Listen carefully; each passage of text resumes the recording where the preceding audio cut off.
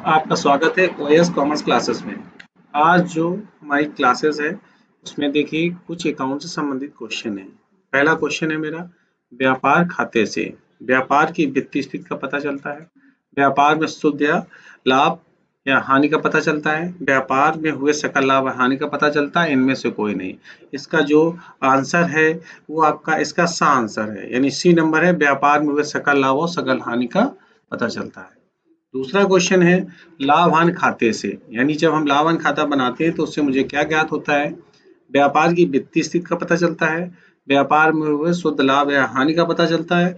व्यापार में सकल लाभ या हानि का पता चलता है। इनमें से कोई नहीं। तो इसका जो उत्तर है वो बी है।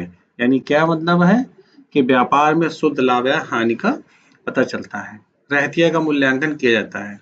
रहतिया का जो मूल्यांकन किया जाता है लागत मूल्य पर, बाजार मूल्य पर, लागत या बाजार मूल्य में जो कम हो व्यापारी की इच्छा अनुसार। इसमें याद रखना है जरूरता की अवधारणा के आधार पर है कि जो भी रहतिया का मूल्यांकन किया जाएगा वो लागत या बाजार मूल्य दोनों में कम पर किया जाएगा। जो अगला क्वेश्चन है हमारा, चिट्ठा हमारा बताता है। चिट्ठा हमारा जो बताएगा, चिट्ठा हमारा जो बताएगा, हाँ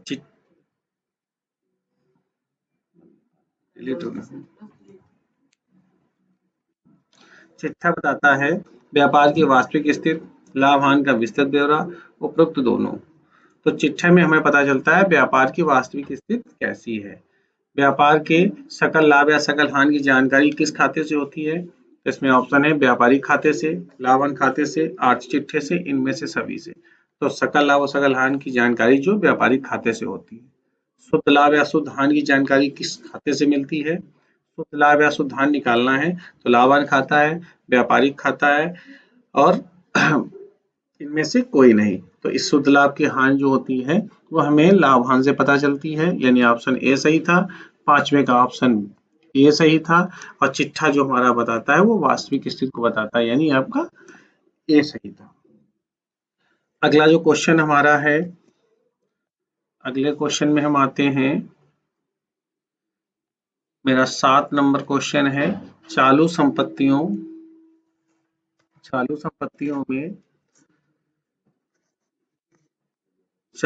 में शामिल नहीं है रोकड़, व्यापारिक रहतिया, अग्रिम भुगतान और फर्नीचर।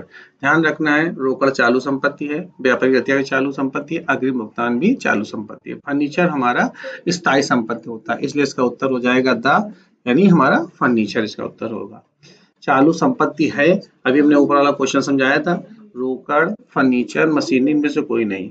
रोकड़ हमारी चालू संपत्ति है तो इसका उत्तर ए हो जाएगा। फर्नीचर को हमने बताया था स्थायी संपत्ति है, मशीनरी भी हमारी स्थायी संपत्ति है। पूंजी पे शुद्ध लाभ दिखाया जाता है। जो हमारी पूंजी होती है, बैलेंस शीट बनती है, उसमें पूंजी लाभ में क्या किया जाता है? तो शुद्ध लाभ को हमेशा हम लोग जोड़कर दिखाते हैं, ना कि घटाकर। इसलिए इसका उत्तर हो जाएगा ए हो जाएगा। अगले क्वेश्चन पे आते हैं हम लोग। अगला क्वेश्चन हमारा 10वां है, संपत्ति का जो भाग संपत्ति का जो भाग उत्पादन में लगाया जाता है उसे क्या कहते हैं? तो याद रखना है बचत है, संचय है, पूंजी है, इनमें से कोई नहीं। तो हमारा उत्तर हो जाएगा पूंजी, यानी बचत का जो भाग लगाया जाता है उत्पादन में उसे हम लोग पूंजी कहते हैं। चालू दायित्व तो नहीं है, तो चालू दायित्व में इसमें ऑप्शन दिया है लेनदार है, देयबिल है, बैंक का विकास और पूंजी है। तो यहाँ याद रखना है लेनदार, देयबिल, बैंक का विकास सारे ये हमारे चालू दायित्व होते हैं, बल्कि पूंजी जो है हमारा वो चालू दायित्व नहीं है, ये स्थायी दायित्व होता है। तो हमारा इसका उत्तर हो जाएगा दा वाला उत्तर हो जाएगा, यानी हमारी पूंजी। व्यापार खाते में नहीं दिखाया जाता है।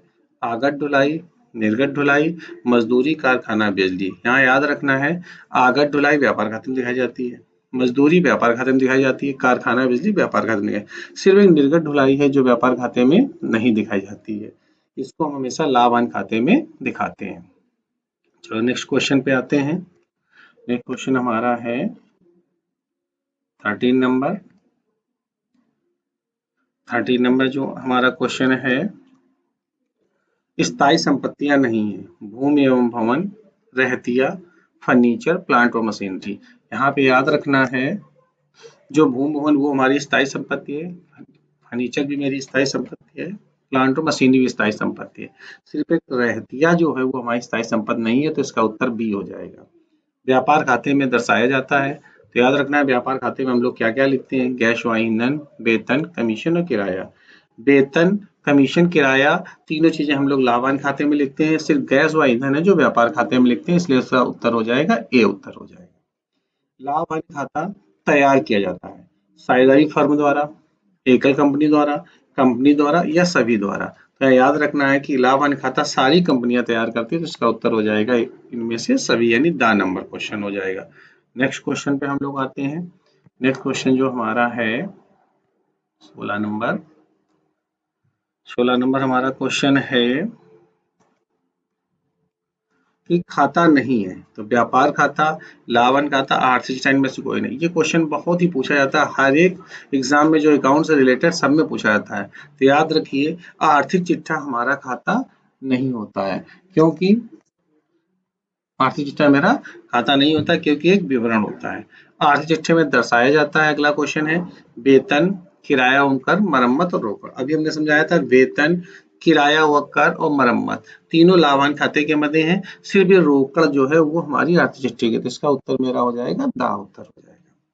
अगला क्वेश्चन है व्यापारिक व्यय लिखे जाते हैं व्यापार खाते में, लाभांश खाते में, आर्थिक चिट्ठी में से कोई नहीं। यह बहुत ध्यान रखना है, क्योंकि व्यापारिक शब्द लिखा है अधिकतर बच्चे व्यापार खाते में लिख देते हैं, पर इसका उत्तर क्या है, बी नंबर है, लाभांश खाते में। यानी हम लोग कहाँ लिखेंगे, लाभांश खाते में इसको लिखेंगे। अगला क्वेश्चन हमारा है 19 नंबर। 19 नंबर हमारा क्वेश्चन है। 19 नंबर में हमें कह रहा है कि विनियोग है, चालू संपत्ति, स्थायी संपत्ति, आवा दोनों, इनमें से कोई नहीं। तो यहाँ ध्यान रखना है कि विनियोग चालू संपत्ति भी है, स्थायी संपत्ति भी है। इसका उत्तर सा होगा। कैसे है, जब लंबे समय के लिए कहीं पैसा लगाया जाता है, इन्वेस्ट किया जाता है, तो स्थायी संपत्ति बन जाती है। जब कुछ समय के लिए लगाया जाता है तो चालू संपत्ति बन जाती है। निम्नलिखित में से कौन सा व्यक्तिगत खाता है, तो सबसे पहले याद रखना है मजदूरी है, वेतन है, बैंक है, इनमें से कोई नहीं। तो बैंक जो होता है वो हमेशा व्यक्तिगत खाता होता है, मजदूरी और वेतन हमेशा अवास्तविक खाते हैं, तो इसका उत्तर हो जाएगा आपका कौन सा, सी